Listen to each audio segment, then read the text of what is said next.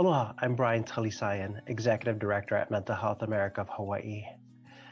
Throughout the last year, we've all been through so many profound experiences that have changed the way we live, the way we work, and even the ways in which we love and play.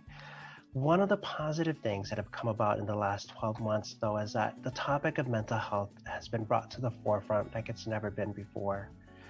We'd like to keep this conversation going and remind you how important your mental health and wellness is to your overall well-being and how self-care can play a significant role in that. Throughout the rest of this year, we will be offering ongoing wellness trainings that can provide you with the tips and tools and strategies needed for implementing self-care activities. But until then, here are some of my coworkers with suggestions on getting started. Aloha and Happy New Year. Aloha everyone, I'm Danielle Bergen, Maui Community Coordinator for Mental Health America of Hawaii. As we move into 2021, I want to remind everyone the importance of managing expectations for yourself and for others. Give yourself and those around you some grace. None of us have been through a time like this before. We're all trying to balance staying safe with having some semblance of normalcy. I want you to know that we will be here for you with our many mental health trainings to help you learn and deal with the stress and anxiety that the pandemic has brought our community.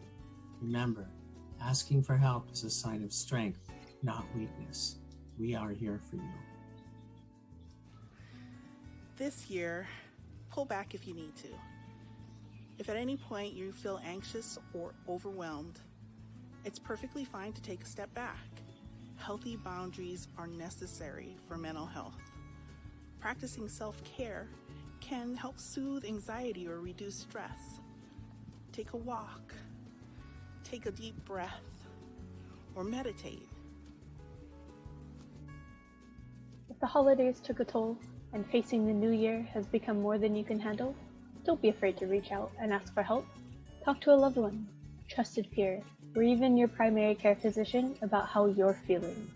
If you notice a family member or a loved one having a difficult time, encourage them to seek help too. Call the Hawaii Cares Line at 1-800-753-6879 if you or a loved one are looking for some extra professional help.